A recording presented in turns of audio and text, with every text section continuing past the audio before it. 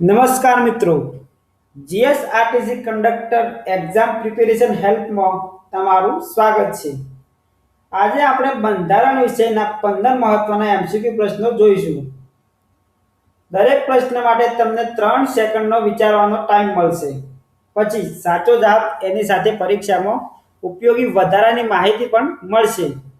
જો GSRTC conductor, તલાટી, police, GPSC અથવા અન્ય સ્પર્ધાત્મક પરીક્ષાની તૈયારી કરી રહ્યા છો તો આ વિડીયો અંત સુધી જરૂર જોજો. તો ચાલો શરૂ કરીએ આજનો પહેલો પ્રશ્ન. પહેલો પ્રશ્ન છે મિત્રો, ભારતનું બંધારણ ક્યારે અમલમાં આવ્યું? ઓપ્શન એ 15 ઓગસ્ટ 1947, ઓપ્શન બી 26 જાન્યુઆરી 1950, ઓપ્શન સી 2 ઓક્ટોબર 1949, ઓપ્શન ડી 26 નવેમ્બર 1949.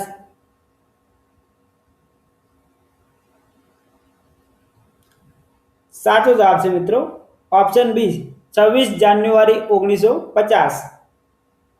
ભારતનું બંધારણ 26 નવેમ્બર 1949ના રોજ સ્વીકારવામાં આવ્યું હતું, પરંતુ તે 26 જાન્યુઆરી 1950થી અમલમાં આવ્યું. આ દિવસને આપણે દર વર્ષે પ્રજાસત્તાક દિવસ તરીકે ઉજવીએ છીએ. બીજો પ્રશ્ન છે મિત્રો, બંધારણ બનાવતી સભાના અધ્યક્ષ કોણ હતા? Option A doctor Bhimrao Ambedkar, option B doctor Rajendra Prasad, option C Jawaharlal Nehru કે ઓપ્શન ડી સરદાર પટેલ.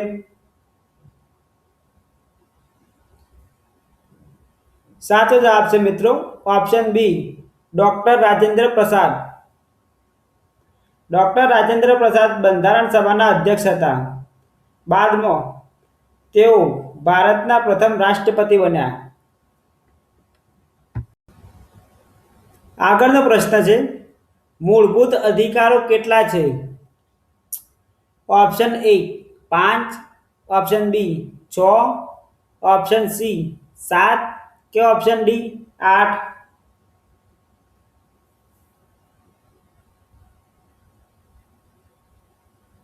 સાચો જવાબ છે ઓપ્શન બી 6. હાલમાં ભારતના બંધારણમાં 6 મૂળભૂત અધિકારો છે. શરૂઆતમાં 7 હતા, પરંતુ મિલકતનો અધિકાર હવે મૂળભૂત અધિકાર નથી. આગળનો પ્રશ્ન છે, મૂળભૂત ફરજો કેટલી છે? Option A 10, option B 11, option C 12 કે ઓપ્શન ડી 9. સાચો જવાબ છે ઓપ્શન બી 11. ભારતીય બંધારણમાં હાલમાં 11 મૂળભૂત ફરજો છે. શરૂઆતમાં 10 ફરજો હતી, પરંતુ 2002ના 86માં બંધારણીય સુધારા દ્વારા 6 થી 14 વર્ષના બાળકોને શિક્ષણ આપવાની ફરજ ઉમેરવામાં આવી.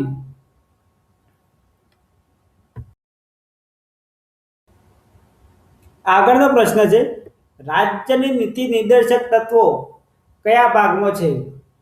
ઓપ્શન એ ભાગ 3, ઓપ્શન બી ભાગ 4, ઓપ્શન સી ભાગ 5 કે ઓપ્શન ડી ભાગ 6. સાચો જવાબ છે મિત્રો ઓપ્શન બી ભાગ 4. રાજ્યની નીતિ નિર્દેશક તત્વો ભારતીય બંધારણના ભાગ 4 એટલે કે કલમ 36 થી 51માં આપવામાં આવ્યા છે. આ તત્વો કોર્ટમાં અમલમાં લાવી શકાતા નથી, પરંતુ દેશના શાસન માટે ખૂબ જ મહત્વના માર્ગદર્શક સિદ્ધાંતો છે. ભારતના રાષ્ટ્રપતિની પસંદગી કોણ કરે છે? Option A Lok Sabha, option B Rajya Sabha, option C ચૂંટણી મંડળ કે ઓપ્શન ડી જનતા. સાચો જવાબ છે મિત્રો ઓપ્શન સી ચૂંટણી મંડળ. ભારતના રાષ્ટ્રપતિની ચૂંટણી સીધી જનતા દ્વારા થતી નથી.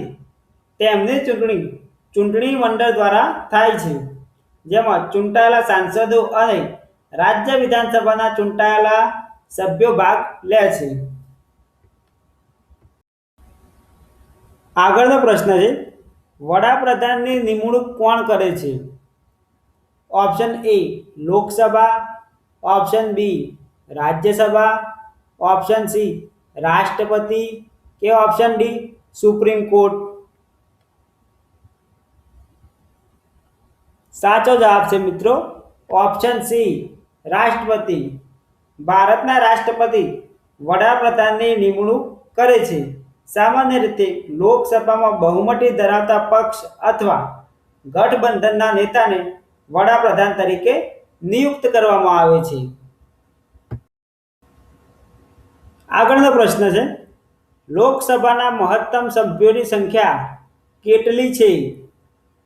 Option A 500, option B 552, option C 600 કે ઓપ્શન ડી 543. સાચો જવાબ છે મિત્રો ઓપ્શન બી 552. ભારતીય બંધારણ મુજબ લોકસભાની મહત્તમ સંખ્યા 552 સભ્યો હોઈ શકે છે. હાલમાં લોકસભામાં 543 ચૂંટાયેલા સભ્યો છે. રાજ્યસભાના મહત્તમ સભ્યોની સંખ્યા કેટલી છે? Option A 250, option B 300, option C 275 કે ઓપ્શન ડી 200. સાચો જવાબ છે મિત્રો ઓપ્શન એ 250. ભારતીય બંધારણ મુજબ રાજ્યસભાના મહત્તમ 250 સભ્યો હોઈ શકે છે. તેમાં 238 સભ્યો રાજ્યો અને કેન્દ્ર શાસિત પ્રદેશમાંથી ચૂંટાય છે અને 12 સભ્યો રાષ્ટ્રપતિ કલા, સાહિત્ય, વિજ્ઞાન અને સમાજ સેવામાં વિશેષ યોગદાન માટે નિયુક્ત કરે છે. છેલ્લો પ્રશ્ન છે મિત્રો, પંચાયતી રાજ કયા સુધારા દ્વારા અમલમાં આવ્યો? ઓપ્શન એ 42મો સુધારો, ઓપ્શન બી 44મો સુધારો, ઓપ્શન સી 73મો સુધારો કે ઓપ્શન ડી 74મો સુધારો. સાચો જવાબ છે મિત્રો ઓપ્શન સી 73મો સુધારો. ભારતમાં 73મા સુધારાના બંધારણીય સુધારા દ્વારા પંચાયતી રાજ વ્યવસ્થાને બંધારણીય દરજ્જો આપવામાં આવ્યો હતો અને તે 24 એપ્રિલ 1993થી અમલમાં આવ્યો. આ દિવસે દર વર્ષે રાષ્ટ્રીય પંચાયતી રાજ દિવસ તરીકે ઉજવવામાં આવે છે.